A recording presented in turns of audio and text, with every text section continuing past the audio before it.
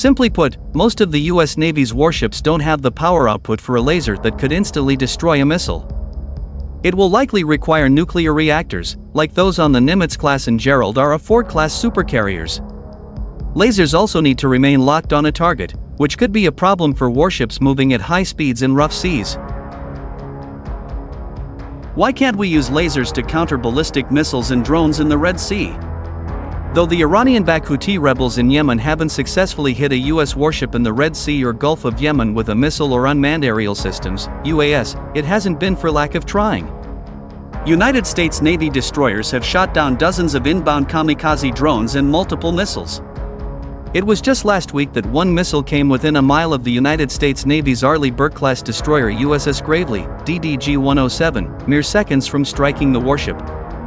Fortunately, the warship's Phalanx Close-In Weapon System, CIWS, was able to destroy the missile in flight. It was a close call, but it was also a far more cost-effective means of destroying the missile.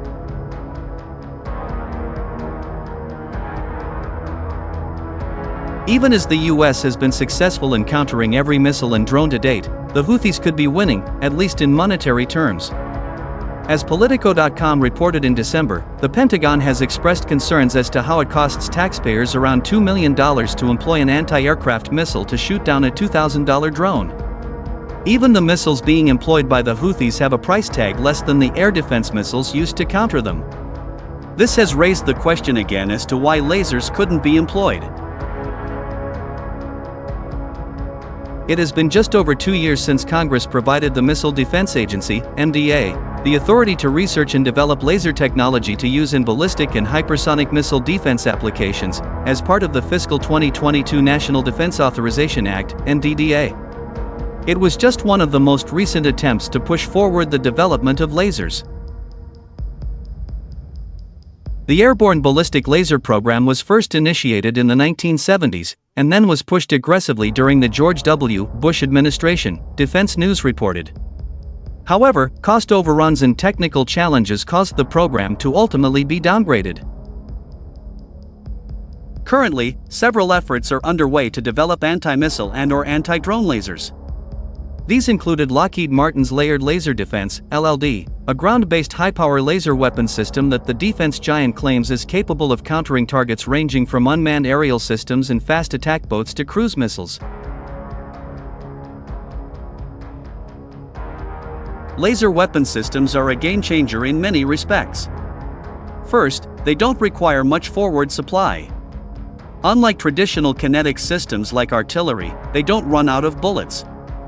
The LLD's continuous power and thermal system, provided by Rolls-Royce, allows it to support multiple engagements in a mass raid scenario where other systems would need to stop engagements when their batteries are depleted, the company explained on its press site.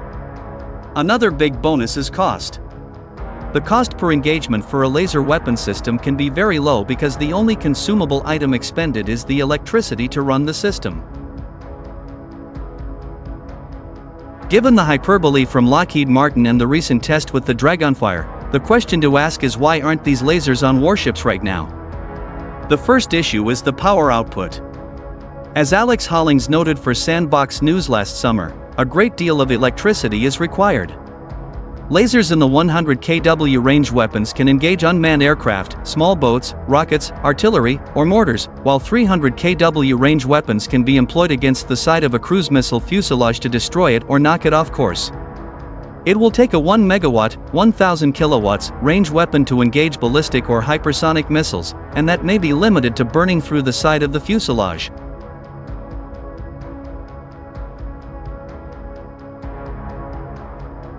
A test of a laser in the 150 kW class weapon took 15 seconds of sustained fire to destroy an airborne drone.